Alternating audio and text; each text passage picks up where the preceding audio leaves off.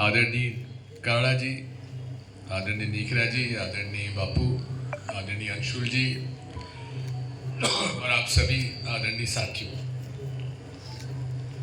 पहली बात तो गिरिराज जी के प्रसाद के लिए बहुत बहुत धन्यवाद। मैंने भी 4 बार परिक्रमा की है, उसमें से एक बार दूध की धारा के साथ की। साथियों, राजगढ़ लोकसभा का चुनाव है, यहां से आपको अपना प्रतिनिधि चुनना है।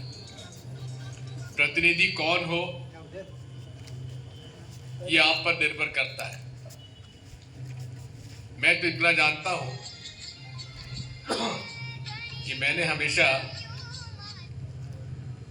राजनीति में काड़ा जी हमारे परम मित्र क्या परिवार के सदस्य मान के चलो, हम लोगों का हमेशा से एक रहा है। तो आज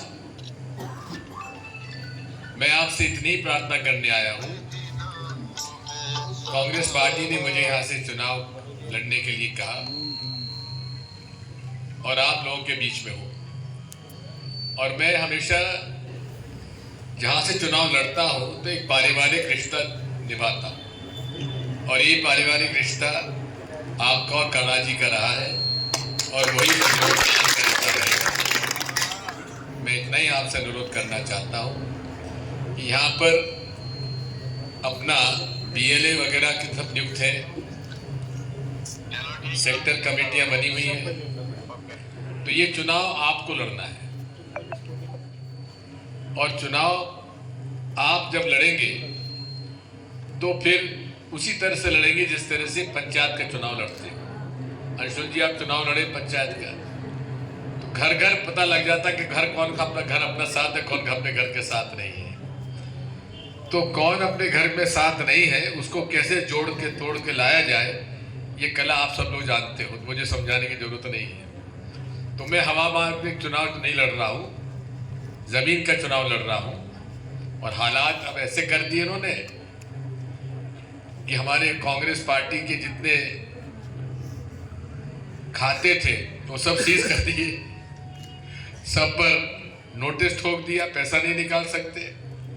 तो इसलिए चुनाव हम लोग अपने तरीके से लड़ेंगे, और विधानसभा के, पंचायत के, लोकसभा के सभी जिस प्रकार से हम लोग चुनाव लड़ते आए हैं, घर घर जाकर हमको संदेश पहुंचाना है।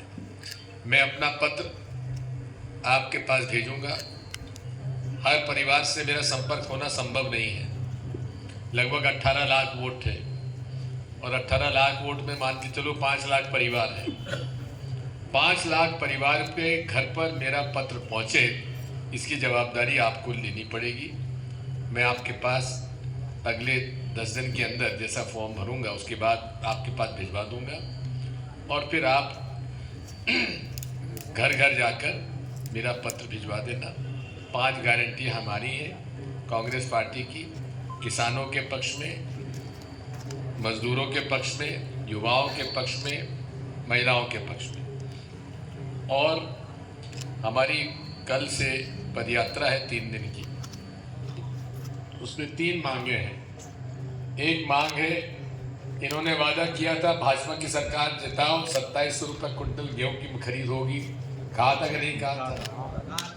अब खरीद किस रेट पे हो रही है, और वहां भी खरीद नहीं हो रही है।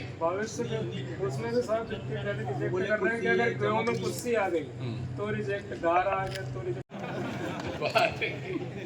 क्योंकि भ्रष्टाचार चरम सीमा पर है। हाँ, बात वही है। दूसरा, इन्होंने मांग की थी, हमसे कहा था कि भाजपा की सरकार बना दो, 1250 के 3000 लाडली बहना के कर देंगे। वो 3000 तो किए नहीं, 1250 चल रहा है। और ये भी योजना हमारी है, इन्होंने चुरा के पहले कर ली, सरकार उनकी थी। पहले तो सरकार हमारी गिराई, करारा जी हमारे मंत्री थे, और इनको बेईमानी से, चोरी से 28 वोट से हरा दिया, जबकि जीतने वाले थे।